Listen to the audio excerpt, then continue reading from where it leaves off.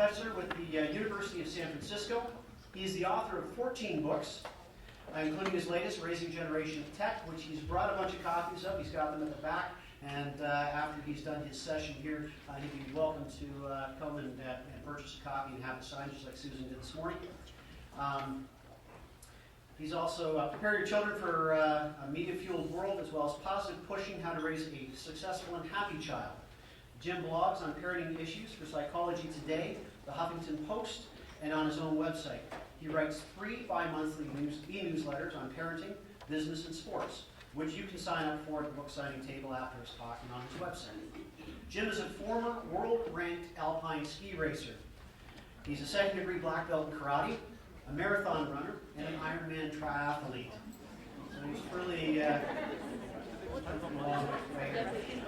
Jim lives in San Francisco with his wife, Sarah, and their daughters, Katie and Gracie.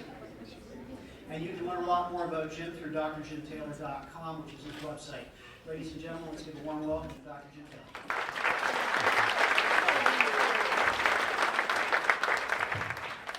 Thank you. I'm really happy to be here. I want to start off my presentation with a confession and a declaration. The first is the confession is that I wrote my first 2 parenting books before I had kids. And this is a great world or what where you can be an expert at something you've never actually done before. My next book is going to be on brain surgery. My kids are 8 and 6 now, 2 daughters. Haven't gotten all the way there yet, but so far so good. My wife and I have very similar parenting philosophies, and so everything seems to be going along just fine.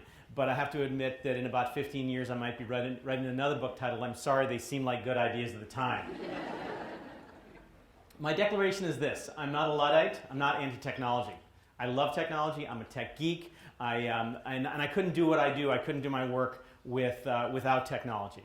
So I'm not here to tell you that technology is a bad thing at all. I'm here to educate you about technology. I'm not here I'm not here also to tell you how you should raise your kids, or how you should educate your kids, or how you should deal with kids in general. But what I want to suggest is educate yourself and be very deliberate in how you approach kids. With that said, there are 5 things I believe about technology. First, technology is one of the 2 most powerful forces in kids' lives today. Anybody want to tell me what the other force is? Parents, yes. I don't hear that nearly loudly enough. But yes, parents are the other powerful force. But technology is quickly starting to give the indication of overtaking parents in that influence. Second, technology is neither good nor bad. It is neutral. But neutral doesn't mean benign. Whether it's good or bad depends upon how it is used and how it's presented to kids. Third, too early, too much, and unguided exposure to media will leave kids ill-prepared to be successful and happy in their lives. So again, my point is that we can't take all this stuff away from kids.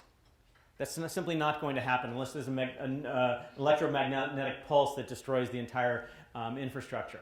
But that's probably not going to happen as well. So it's a matter of teaching kids how to use it and setting limits and boundaries. Fourth, the way to raise kids hasn't really changed since this new technological landscape. There's such a concern these days with parents of if their kids don't get involved with technology early, if we don't get our kid an iPad when they're 2 years old, if we don't get them on the technology train early, somehow they're going to be left behind. That is the least of your concerns. You can hand a kid a tablet, a computer, whatever it is, and within about 15 or 20 minutes, they'll be navigating around. So you don't have to worry about that. The concern is, how do you raise good kids? And that hasn't changed. You instill good values in them, good beliefs about themselves and the world, and you teach them to be compassionate and caring, a lot of the things that were talked about this morning. So the important thing is not this emphasis on technology. The emphasis on how to raise good kids. Lastly, children have to learn how to use technology, not be used by technology. Because as has become very clear, technology is taking control of our children. And that has benefits, it has costs. But the most important thing is for children to learn that technology is a tool, and only sometimes a toy, to help them navigate their lives. Children today love luxury too much. They have terrible manners, they flaunt authority, and have no respect for their elders.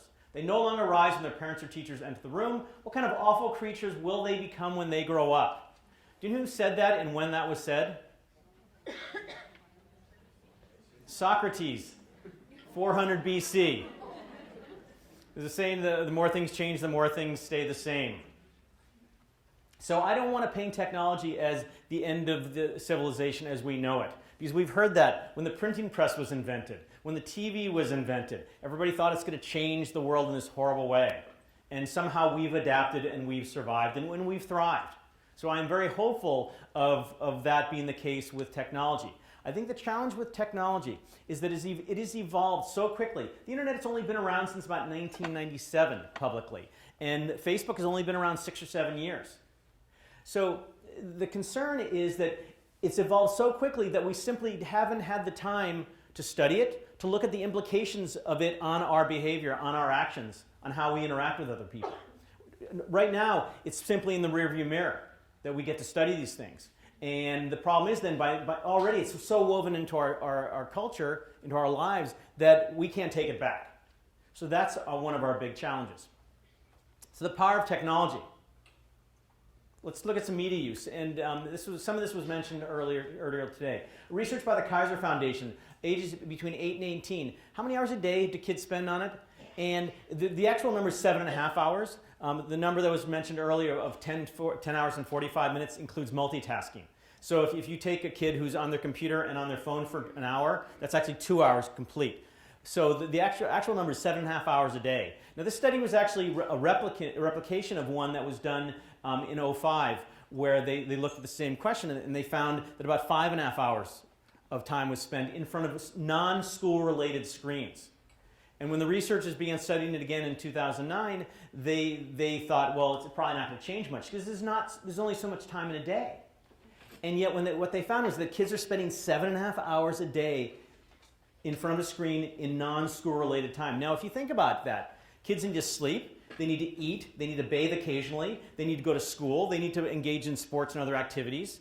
When is there that 7 hours of time? That's the remarkable thing. Now, where does this time spent? Interestingly enough, TV is so 20th century, and yet it is still the dominant form of media that kids interact with. 4 hours. Music, 2 hours, computer, hour plus, video games, an hour plus. Reading gets in there. That's still kind of hopeful, 38 minutes of the day. And then movies, 25 minutes. So clearly, we're seeing kids' free time is being dominated by technology. Mobile phone use. 75% of teens own mobile phones, and that number is increasing every day, of course. And what's interesting also is it's getting younger and younger. How many of you see kids who are in middle school with phones? Elementary school with phones? Kindergarten with phones? Wow, hands go up there. That's a little scary.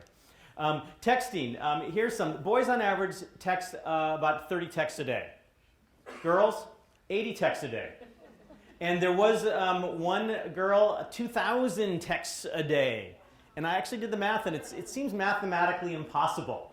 But apparently it was done. And I just hope that her folks have an unlimited texting plan, because that would be darn expensive. 50% of kids text and drive. And obviously there's a big push for away from that for safety reasons. And because I think the research was that there's a 23 times greater chance of getting in a car accident while kids are texting. Rules and limits. Again, this was mentioned briefly this morning. I'm going to put it in the sort of the inverse way so you can see how powerful it is. Computer use. 60% of kids said their parents set no limits on the amount of time they could spend with the computer. Video games. 66% said no.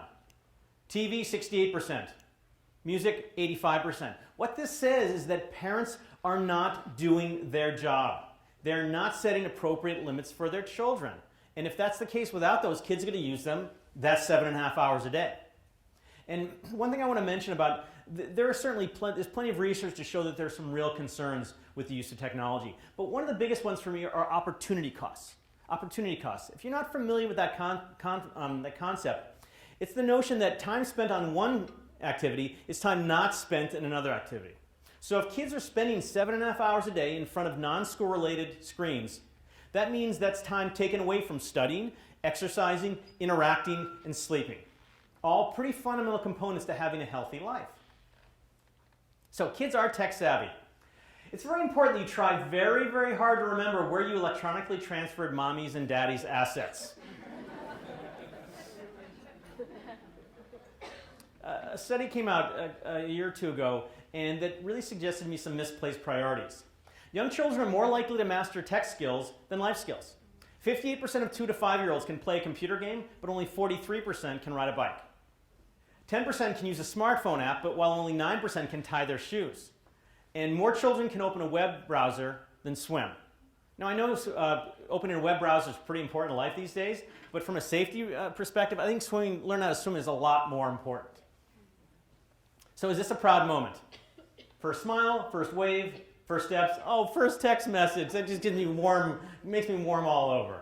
Hopefully it's not a proud moment. The power of parents. This is something that we've, I think, got lost touch with. The fact is, as I touched on earlier, you folks, parents have a profound influence on their children. And you hear it all the time. Well, as kids get older, parents lose their influence. Peers become more influential. And of course, now technology and popular culture has become much more invasive. But I would suggest that a big part of this perception is the fact that parents are abdicating their responsibilities. They're feeling, well, there's nothing I can do. It's not, they're growing up, they're on their own.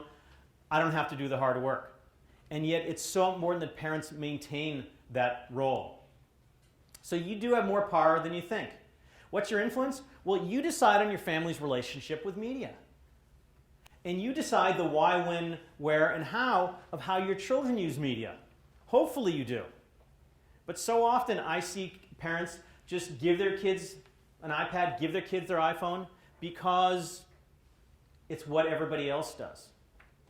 And here's a scary thing, and I'm sure you've seen this. I call it the iPhone syndrome. One of the most dangerous words in parenting is the word expediency. Expediency. It's doing what's easiest for us as parents. So the other night I was out with my family at dinner, and there was a family of 5. All 5 of them, for at least 25 minutes, were just on their phones. Or this is the more fundamental component of iPhone syndrome, is that kids are getting cranky or they're bored. What do parents do? Hand them their iPhone. They're medicating their child with technology. Now, I'm not saying that there's not a place for expediency. Every once in a while, parents need a break. They need to take a bath. They need to have a martini. They need to be able to talk to their friends. That's fine, as long as it's the exception and not the rule. So, here's some questions for you to ask. How much time do you and your children spend with media? Be an interesting thing to have you assess that during the course of a couple of days. What limits and guidance on media do you provide your children? Obviously, based on some of the research, a lot of parents don't. And then what could your family do if you spent less time with media? It's a very powerful thing. What could you do as a family where you could not have technology involved? And in fact, my wife and I talked about this at the end of August because our life was very busy, and we decided that every Sunday morning, from the time we get up to 1 o'clock, no technology, no computers, no phones at all. And all we were going to do was be together. Riding our bikes, going for a hike, play dates, didn't matter what it was. But that was a discipline we've established, and we've been pretty good at it so far. You have to be a little flexible. We're not perfect, but overall we've maintained that. And so that's a real important question I want you to think about. How can you, as parents, have your kids together without the mediation of technology? So your goal is to raise kids 3.0. What are kids 3.0? They are the next version of children that we're raising. But remarkably, they are not that different from kids 1.0 or 2.0. They're happy, they're healthy, they're successful, they're connected in the old school way. But they also are tech savvy, because that is a part of their world. They need to know how to do it. But that is the least of your concerns. First thing you want to do is protect and prepare your children. You want to protect them, first of all, from anything that's not developmentally appropriate. And I believe being very active in that. No, and this goes back to the Louis C.K. video you saw earlier. No, you can't have the smartphone. No, you can't have a tablet. Well, everybody else does. Well, that's too bad. You're not here to be friends with your kids. You're here to be parents, the parents of your kids. And a little side note about that. Our culture communicates to many parents that you should be friends with them. Well, your kids both need you to be their parents and want you to be their parents. They need you to be their parents because kids these days, they walk, talk, act, and dress down to 5, 6, 7 years old like little adults.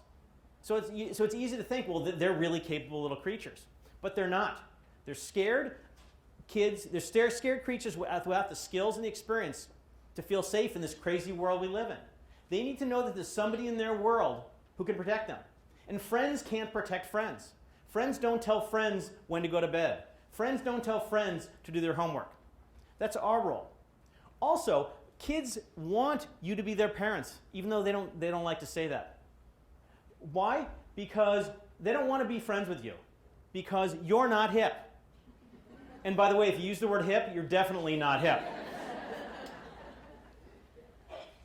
Next thing is, you want to focus on raising good kids, not on technology.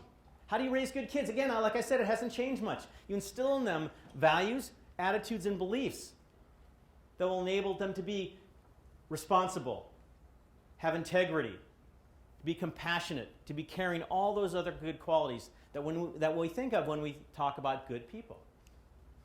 Model a healthy relationship with media. This is fundamental. Actions speak louder than words.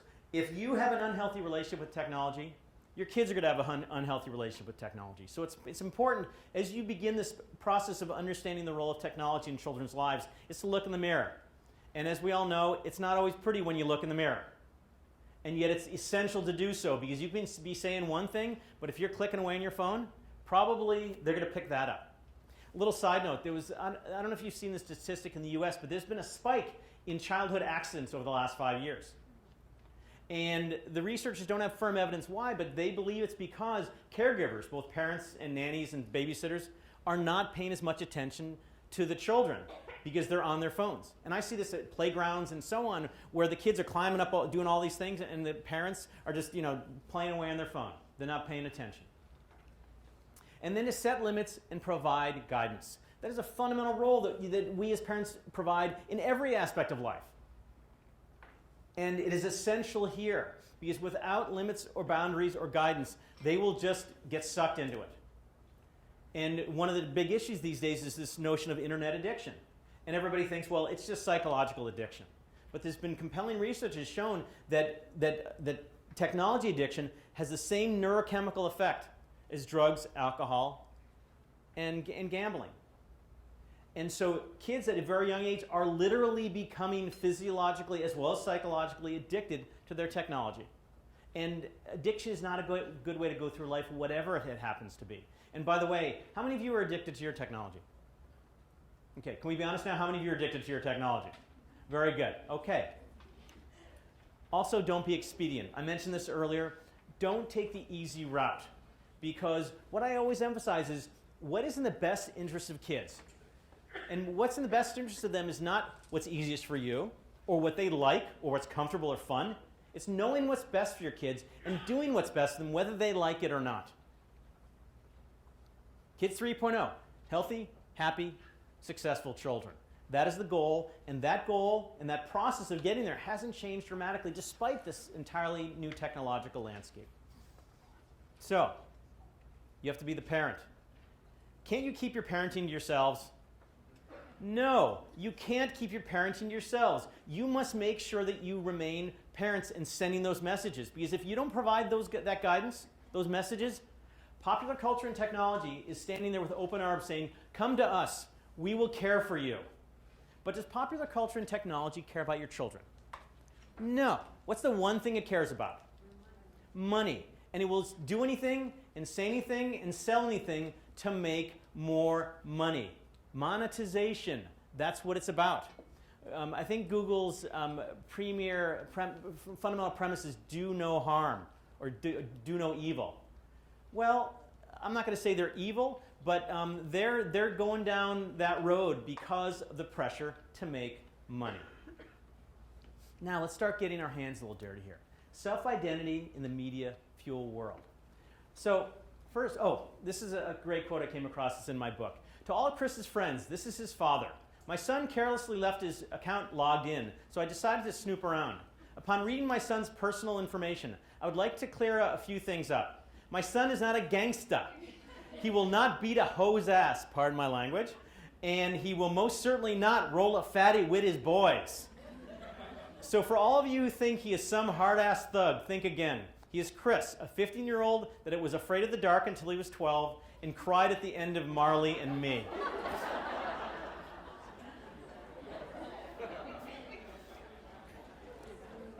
It's funny, but you'll see where it's a little scary.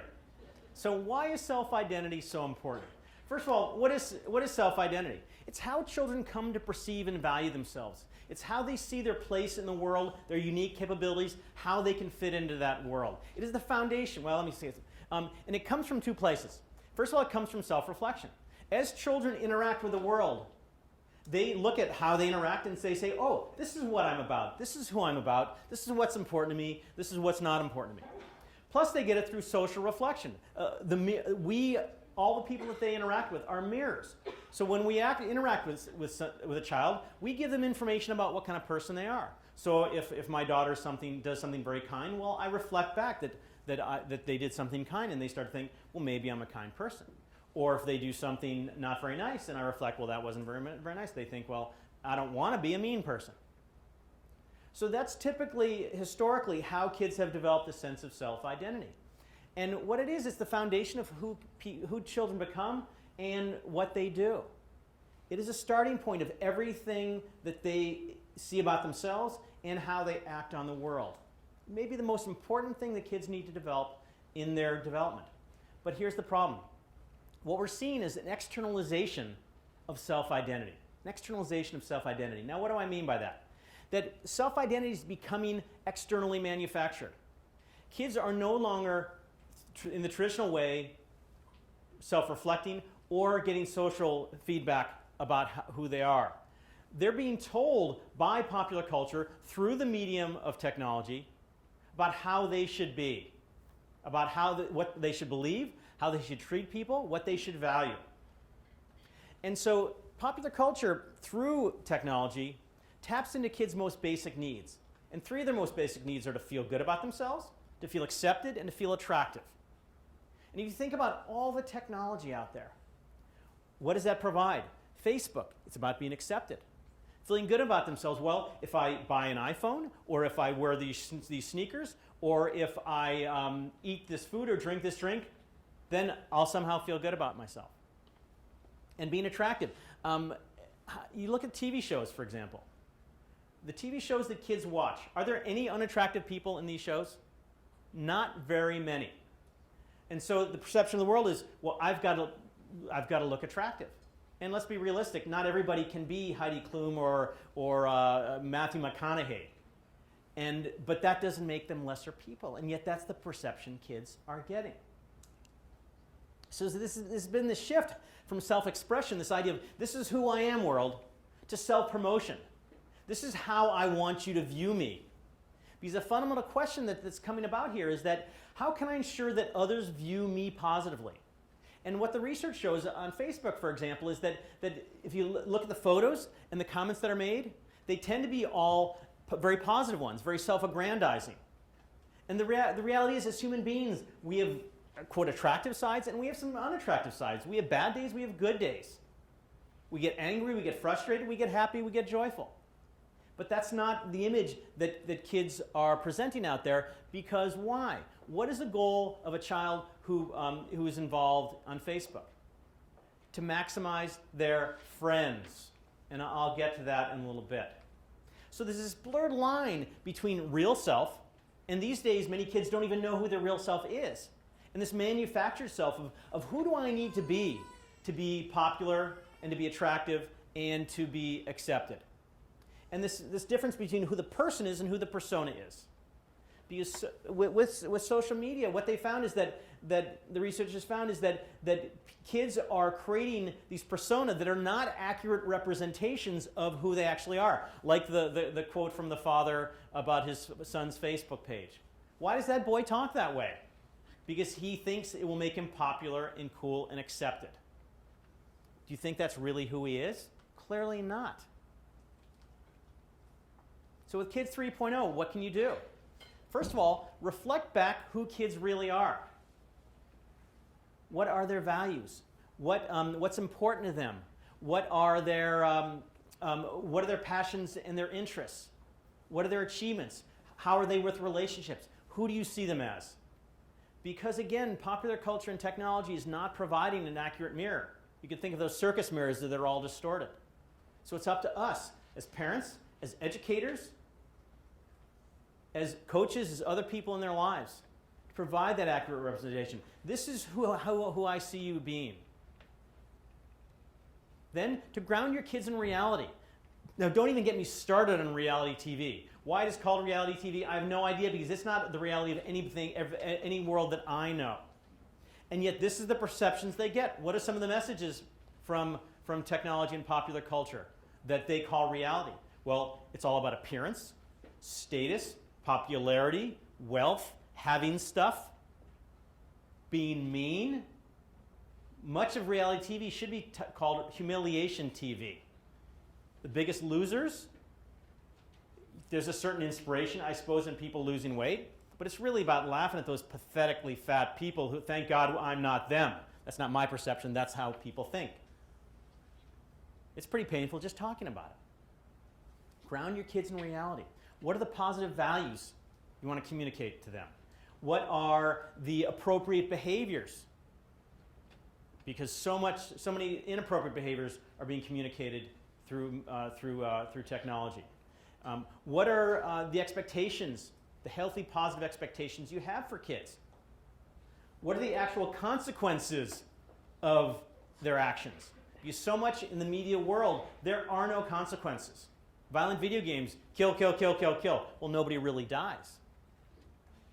And yet, in the real life, there are serious consequences. Why do you think kids do such stupid things like cyberbullying, or sending photos of naked themselves to their ex-boyfriends or their boyfriends or girlfriends? Because they don't have the sense of what are the consequences here. Have your kids involved in healthy activities. Boy, talk about an antidote for everything that ails our world. If your kids are highly involved in some activity, and I don't care if it's school, sports, the performing arts, religion, I don't care what it is. As long as they care about something more than technology, that could save their lives. Because I use the metaphor of forks in the road a lot. Friday night. There's only one road they're on. They don't care about anything. They have the opportunity to go out with their friends or to sit around and send out text messages that are mean. If they have one road without any exit, they're going to go down that road. But if they have forks in the road, so I have a soccer game tomorrow, so it'd be fun to go to that stuff with my friends. But you know what? I really want to play well tomorrow, or I really want to finish this project. Life is a series of forks in the road, and if you can present children with not only actual forks in the road, but recognition of those forks in the road, you could literally save their lives. Because if they're given a healthy choice, there's a better chance that they're going to take that choice. But if they feel like they're just on a road without any exits, they're going to go down the road. Surround your children with healthy people. So many of the messages that your kids are getting from so much of the world are not healthy. And think about a previous generation where before, there were bad kids, or there was punk rock or whatever that sent sort of bad messages. But most of the messages they got were fairly local, meaning family, neighborhood, school, sports groups, churches, houses of faith. But now their neighborhood is the world, thanks to the internet. And that world doesn't care about them. So the more you can surround yourself with healthy people who communicate healthy values and also act as an accurate mirror for them, the more likely they're not going to go down the bad road that technology is communicating. Does this technology, with its constant demands to collect friends and status and perform by marketing ourselves, in some ways undermine our ability to attain what it promises, a surer sense of who we are and where we belong? Next topic is attention in a media-fueled world.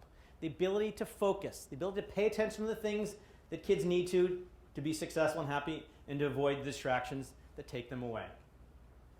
I'm doing Facebook, YouTube, having a conversation or two with a friend, listening to music at the same time. I'm doing a million things at once, like a lot of people my age. Sometimes I'll say, I need to stop this and do my homework, but I can't. That is the world that our kids are being raised in. And the long-term ramifications of an inability to focus We don't know for sure, but there's no doubt that the research is showing that kids these days have less of an ability to focus for extended periods of time. And as I'll get to in a minute, the ability to stay focused for extended periods of time is essential for almost every aspect of life, whether it's academic achievement, sports, performing arts, chess, or just having healthy relationships. So what's preventing your children from focusing? First, why is it important? The ability to focus, to pay attention, is the gateway to all thinking.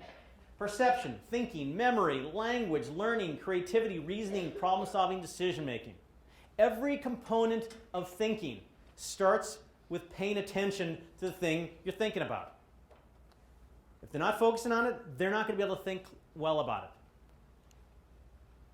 Great metaphor.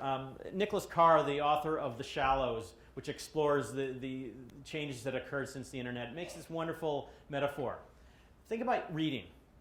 Reading is like scuba diving. You go really deep into something, it's quiet, it's calm, there are not a lot of distractions, totally focused.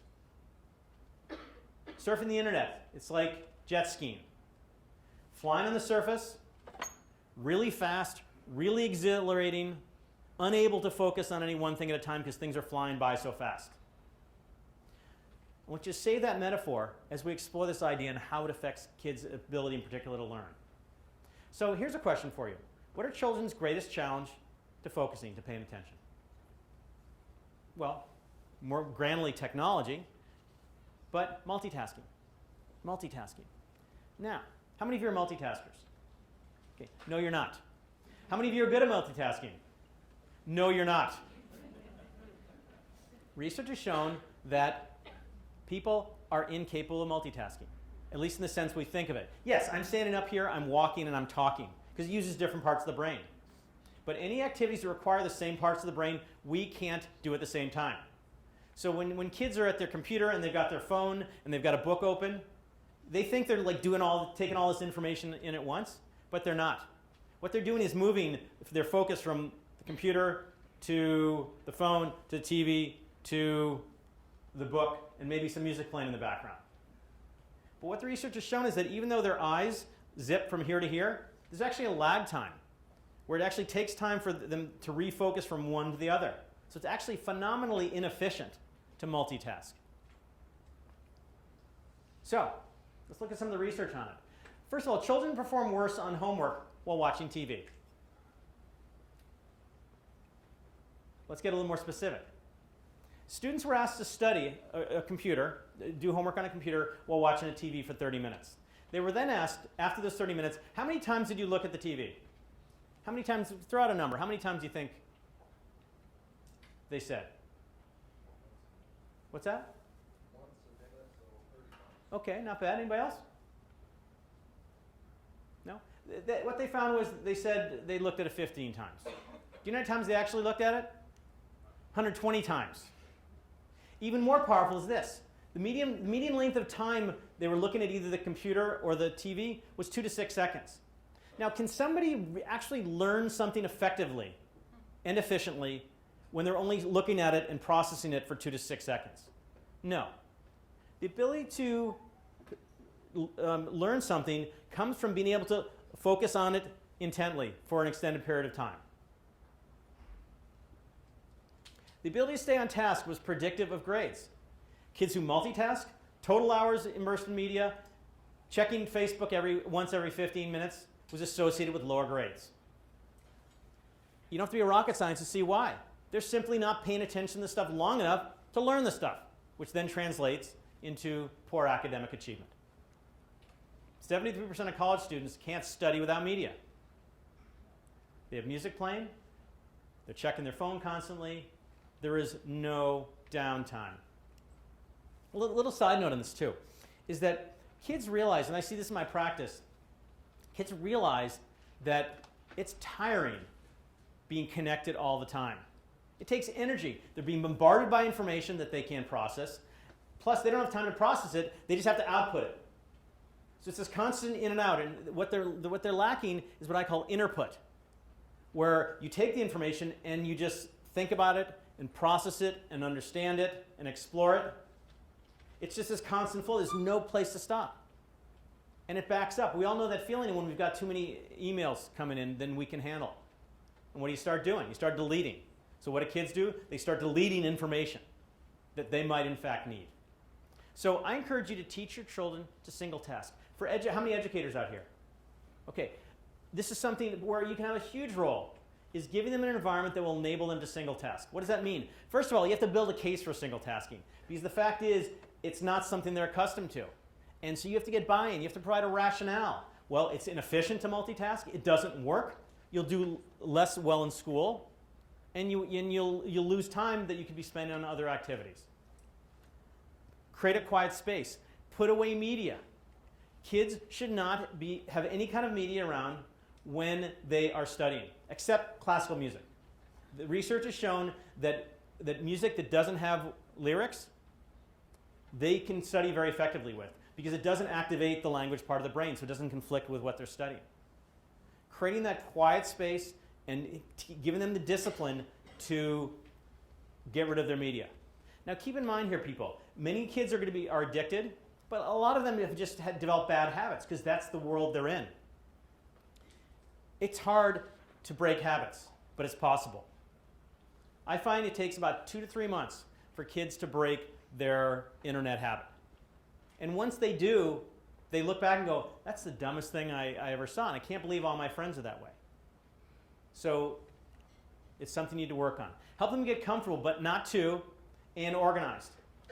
I don't really believe kids should study in their bed. Beds are for sleeping. Beds I think get kids too relaxed, and they end up falling asleep or getting distracted. Comfortable chair, at a desk, they're in a position where they are physically capable of focusing and being engaged. And then get rid of the extra stuff in their world. I'm a big believer in decluttering our lives. We lead lives that are packed with stuff. I don't know if any of you have seen George Carlin's riff on stuff. You can look it up on YouTube. And it's just like we get more stuff, so we need bigger houses, and we get more stuff. And it's this crazy thing, we just collect stuff. And where I live in Marin County, north of San Francisco, everybody's got a garage. None of them park their car in it because they have so much stuff. And you know what, good business to be in? Self-storage, because people have so much stuff. Allow breaks. You can't expect a kid to just study and have no technology for, gosh, God forbid, 2 hours. So say, look, study for 30 minutes. Then you can have 5 or 10 minutes to check your text messages or your Facebook or your Twitter account. Because an interesting thing with kids these days, they feel like that if they're not constantly connected, they're going to miss stuff. And if they don't respond immediately, then their friends are going to think that they don't care. These are the defaults that are arising in kids, these automatic reactions. And those need to be broken. Use bribery at first if necessary. I mentioned this in my first parenting book, that bribery actually is very effective to initiate new behavior. Because at first, kids don't see the inherent value in new behaviors, such as putting technology away when they study. So if you can provide them with some initial incentives, then that gets them to initiate that behavior. But then remove the incentives, remove the bribes, otherwise they become junkies, and metaphorical junkies, of course. And then hopefully they'll see the inherent value of this new approach to studying, to single tasking. Stay committed and patient. The chances are if you decide to institute this in your family, there will be pushback. There will be very loud pushback. But it's been my experience that if you stick with it and if you're patient and you don't give in, then they will come around and they will see the light. Ultimately, you want them to see the benefits of this approach, that it's more efficient and they get better results that help them achieve their goals.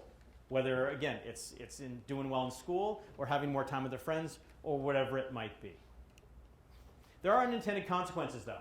Evidently, studying isn't one of the tasks you perform when you're multitasking. And that is one of the problems.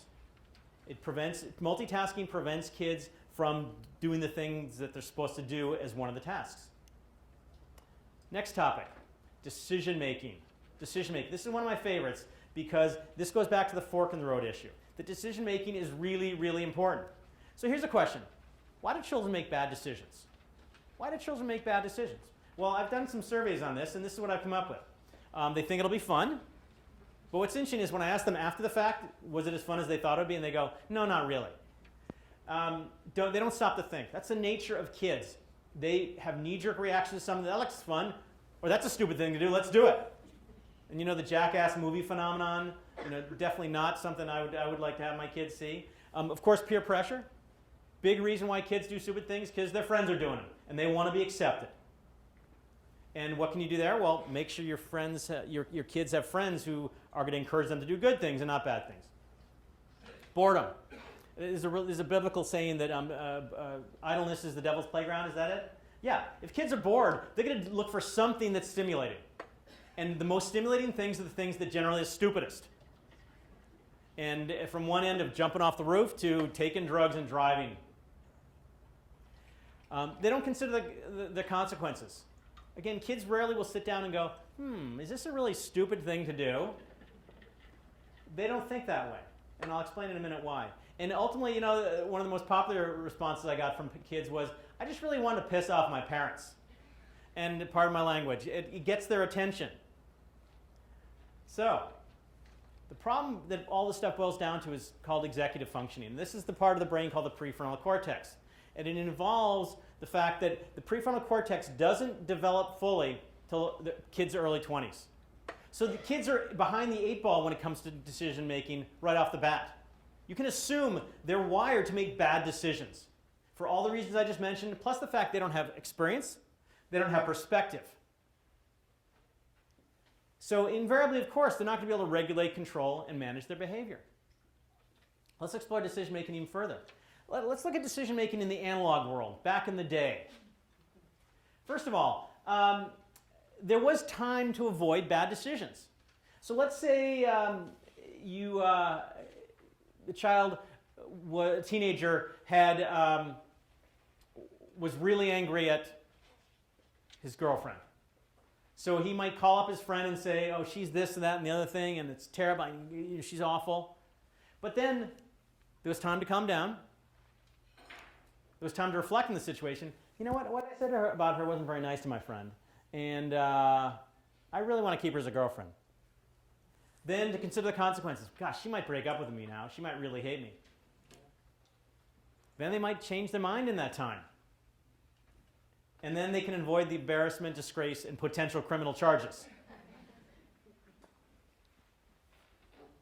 In the analog world of decision making, there was a relatively small blast area. The audience was immediate friends and family, maybe community. The presence was usually short-lived. There were not long-standing consequences. And the impact was usually relatively minimal. Decision-making in an analog world was much easier, and the consequences much less severe. Now let's go to decision-making in a digital world. Knee-jerk reactions. Technology encourages our most base instinct. When we're angry, when we want acceptance, when we want attention. And so kids, we all are wired for this knee-jerk reaction.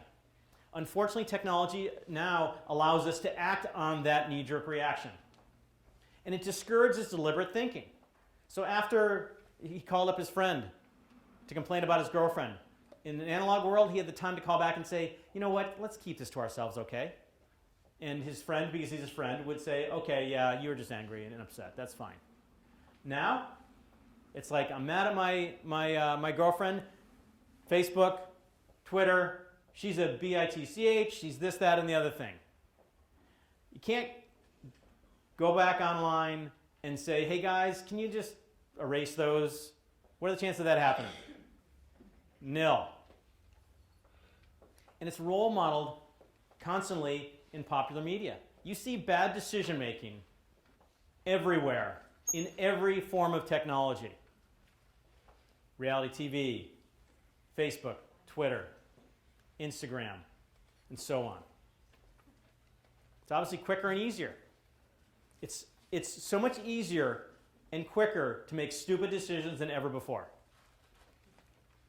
And then you can get caught more easily because it no longer goes out to a friend or to family or a group of friends. It goes out to the world. And it is irrevocable to a large extent. Very large blast area when it comes to technology and decision making. The audience, it's the web. Billions of people now have access to learn about your stupid decision. The presence, it can be forever. Because once it's on there, it's going to be on there forever. And we're seeing new technology like Snapchat, other forms where I think over the next 5 or 10 years, you're going to see technology that allows tweets and Facebook posts and pictures and so on to have a shelf life, a limited shelf life. The impact, it can ruin lives. We've seen it over and over again, whether it's a college student going on a rant about a professor, or an employee going on a rant about a boss, or a girlfriend, or taking a picture, or whatever it is. And examples, the classic ones: inappropriate texts, emails, voicemails, photos, and videos. And of course also cyberbullying. Now, let's be realistic, people. Has bullying increased in the last decade because of technology? I'm going to say probably not, but the means of bullying have become more insidious and more anonymous. That's the really downside about technology, is that it enables people, and if you read blog comments, I do a lot of blogging, you wouldn't believe the comments I get, the mean-spirited, angry, and insulting comments I get because they disagree with me. And of course, they're anonymous. I can't track them down. My basic rule of posting anything online is, would you say it to somebody's face? Would you say it in front of somebody's grandmother? And that's a rule that obviously a lot of people aren't following these days. So teach your kids to be good decision makers. Because if you do that, they're going to use technology in a reasonable way. How do you do that? First of all, let them make bad decisions. Not big bad decisions, but bad decisions. Because the only way to learn about making good decisions is by understanding the opposite. Coach them. Show them how they can go through a process of, okay, before you make a decision, first, stop. One of the best things you can teach your children to do to avoid making bad decisions is make them stop for 10 seconds. The bad decision will still be there in 10 seconds. But during those 10 seconds, you can then have them ask a couple of questions. First, why am I doing this, and is it a good reason? Second, what are the consequences? Boy, I could really get in big trouble if I do this. Is it in my best interest? This is a big question. I want to just ingrain in kids' heads, because they think that they often make the decisions because it'll make them popular or accepted or what have you. But ultimately, they can see that it's not in their best interest. And lastly, is it the right thing to do? And this is sort of the moral component. You want to raise kids who are ethical and moral and make good decisions based upon certain values. So, sending this tweet of my girlfriend who I just broke up with, and she's half naked, is that the right thing to do? Hopefully they'll see otherwise. Last area I want to focus on: relationships in a media-filled world. I've lived with the same people for 3 years now. They're my best friends, and I think that this is one of the best days of my life, my best days we spent together. I was able to really see them without any distractions, and we were able to revert to simple pleasures. This quote comes from a study in which they asked college students from all over the world to disconnect for 24 hours. Disconnect for 24 hours. And it's fascinating to read because a lot of them couldn't do it. And there's some really painful quotes about how hard it was. Let's explore this a little bit. First of all, social media is good in many, many ways. How? To get acquainted and maintain relationships. How many of you stay connected with people through social media? Yeah. How many of you have connected with tons of people from your past through social media? Wonderful. Long-distance relationships, Skype. My daughter's grandfather lives in Florida. Every Saturday at 8:30, Skype, and they can have a relationship. And it's so sweet because my daughters will carry him around on our laptop and take him into the room and show him all these things. And it's so different from phones. And we don't get to Florida very often. And it's and they've developed this great relationship that wouldn't have been possible. Online communities based on shared ideas, values, and interests. Whether it's Pinterest, my wife and mother-in-law are way into Pinterest, or whether it's technology websites or social or political or religious, whatever it is. It's a great way for people with shared interests and values to come together and share their passion for it. To foment causes and movements. We've seen this politically on the left and the right in the US. We don't want to get into that. All over the world. And so there's wonderful value in that. To spur creativity and innovation. Crowdsourcing. The ability, I've written 2 books or I've been the editor of 2 textbooks with somebody I've never even met. And I'm sure you have situations like this where you're collaborating on projects with somebody you'll probably never ever meet. And then to foster productivity and efficiency. In the work world, being connected has offered the ability to collaborate, to gain information, to share information in ways never before. But at the same time, as many of you know who are in the business world in some capacity, that it also can be an incredible bane across to bear when it comes to work-life balance and the ability to disconnect when necessary to be with family and friends and yourself. Social media is also bad. First of all, this thing that I call the quantification of friendship. It used to be that friends didn't have quotes around them, by the way.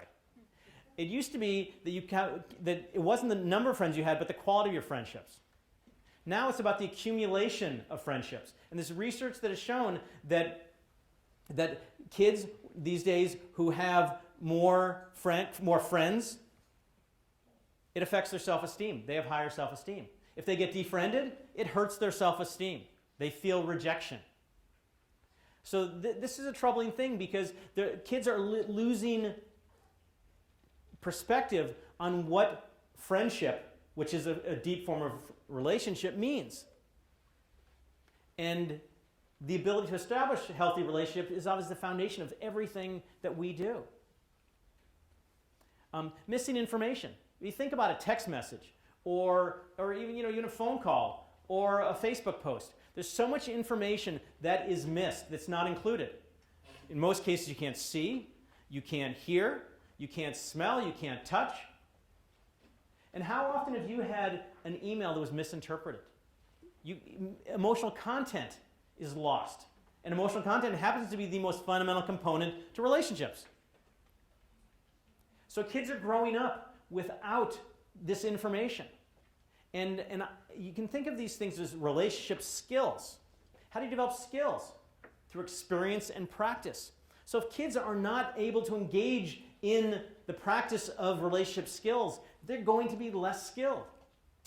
And I can't look in the crystal ball. Maybe we'll figure all this stuff out. But it's certainly not a reach to think that in maybe 10 or 20 years when the next generation grows up, they're going to have difficulties with establishing and maintaining relationships.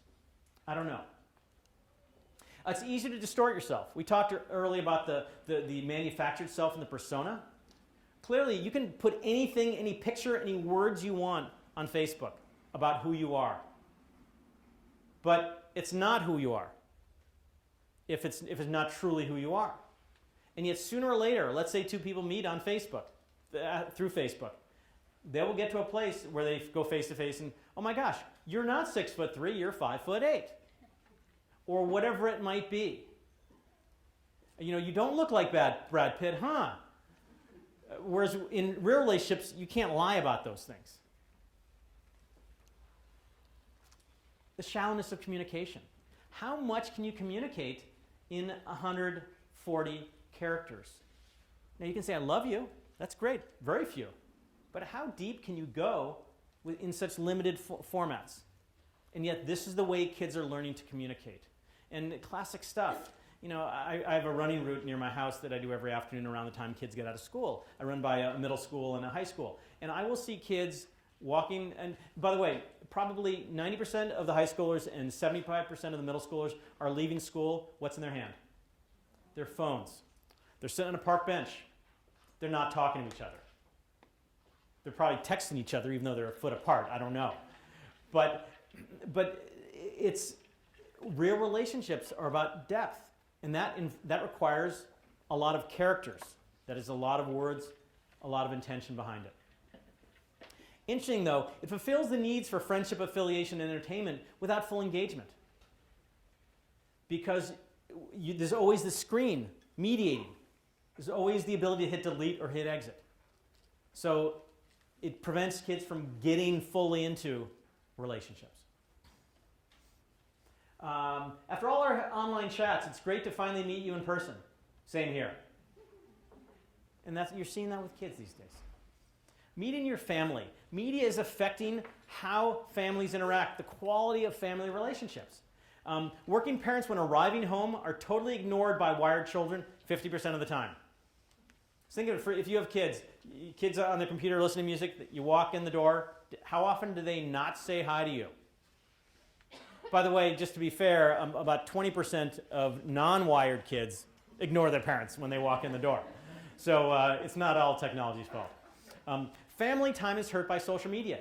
Kids and parents, by the way, are spending time on social media that could be spent interacting as a family.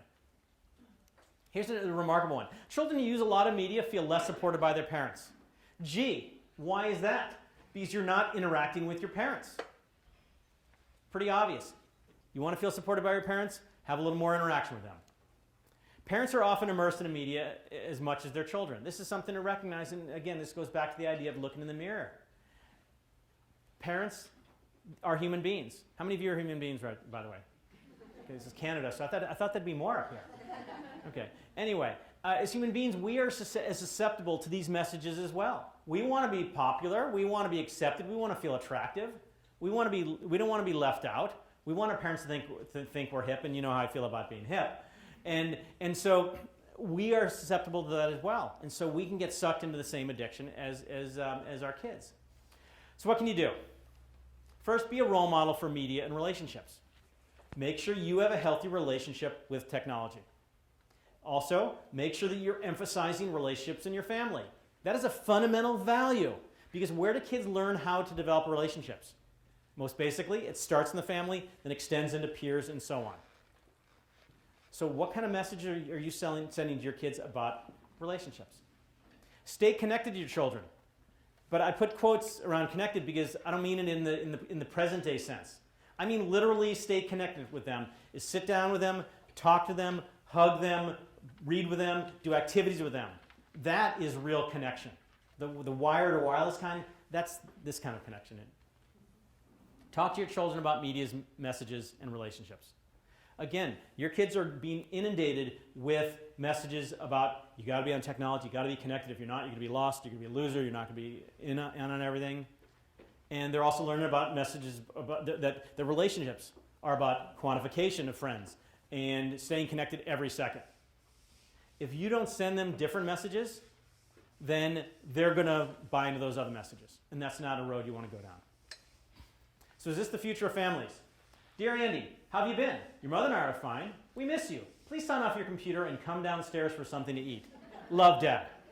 How many of you have texted or emailed your kids in your house? Okay, it's not an indictment, it's simply a reality these days. It's easier than going, hey, Johnny! Let me introduce you to Kids 3.0. Kids 3.0, that is kids who are raised with a healthy perspective on technology, but with an emphasis on raising good kids. They're value-driven. They're guided by their deepest convictions. Openness, honesty, integrity, discipline, hard work, compassion, caring, empathy. If kids are acutely aware of their values, they will mostly live by them. Whoops. They'll be mature. They'll act in ways that are healthy and appropriate. Why? Because you've instilled in your children values, attitudes, beliefs that enable them to navigate the world in a mature, healthy way. They'll have healthy relationships with media. They will still be tech-savvy people. You do not have to worry about that. They are going to be tech-savvy no matter what you do. There was a study done where they went out to a tribe in Africa that had no exposure to technology, no electricity, nothing. They gave kids laptops. Within a day, they were surfing the net. They were all over the place. It's not something that you should worry about. Mark Zuckerberg, Bill Gates, Sean Parker, all these tech billionaires, these wizards who have changed the world, did they change the world because they grew up with technology? No. They grew up and changed the world because they learned to be critical thinkers, make good decisions, think creatively and innovatively. That's what you need to instill. Kids 3.0 are caring because there's been an emphasis on relationships. They know how to connect with people. They're empathic, they're compassionate, they're caring, they're thoughtful, they're considerate, they're respectful. They're self-affirming. They have a clear self-identity. They know who they are. They know what their values are. They know what makes them unique. They know how to establish healthy relationships. And so they have positive self-esteem. They're not reliant on technology to feel good about themselves. And they're 21st century thinkers, like I touched on earlier. Independent, creative, expansive, agile thinkers. People think that technology will help creativity and innovation. It actually limits it. Do you know why? Because technology is a box. It's a beautiful, elegant, fun, and entertaining box, but it's a box. You cannot have open-ended experience with technology because you need to have only so many options in the menu. So think about a kid who has the capacity to create something brilliant, new idea. But because they're, instead of playing with sticks and blocks and rocks that allows truly open-ended experience, they're playing on their tablet video games that offer them a lot of different cool, fun, and entertaining stuff, but not that path to that brilliant idea that's waiting for them, that's waiting to come out of their head. Technology is not the way, and I do a lot of writing and speaking on public education reform in the US, and as you know, we've got some real serious problems, and the answer these days is throw tablets in the classroom, in kindergarten. I can tell you, in my opinion, that is the worst possible thing to do, but that's a whole other story. So, this idea of helping your kids develop a healthy attitude and perspective and experience with technology, it's a wonderful gift. By doing so, you raise them to be successful, happy, and connected people ready to succeed in this media fuel world. And if you do that, your children will thank you for it. Thank you very much.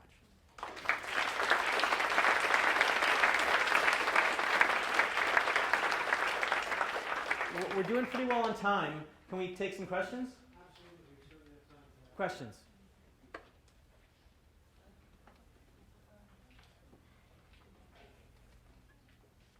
Questions?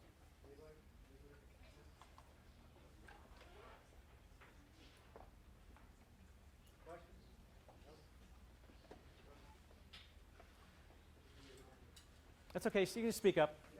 Nice and loud. Okay, I'll just do this. A lot of your solutions are based around what parents can do.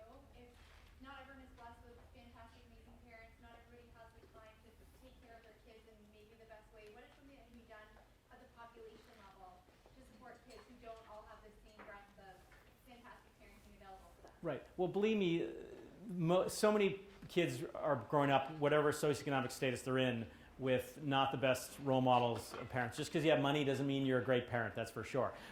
And the population can't do anything. It's too big. But I think schools can have a huge impact, communicating these very same messages. Teachers, coaches, houses of worship. It's the village that can send these messages. So it's definitely not just parents. And are parents enough in this world to raise their kids in healthy ways? I'm not sure. I'm a big believer that they need to create concentric circles of influence, whether it's family, extended family, friends, neighborhoods, schools, etc. And these ideas can be implemented in so many ways, sending these messages about technology, about relationships, about the self, from all different angles. Because the more that kids get these messages from all these different influences on their life, the more likely they'll buy into them, and the less likely they'll be influenced by this monolith of technology sending these unhealthy messages so loudly and persistently.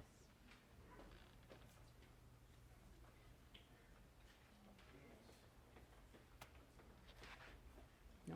Okay, so I brought some books again. They'll be here now, and then at the end of the breakout session, I'm going to be giving a breakout session where we'll dig into some more specific issues, and I'll be here the rest of the day to answer any questions you have. Thanks so much. Thank you. Oh, thank you very much.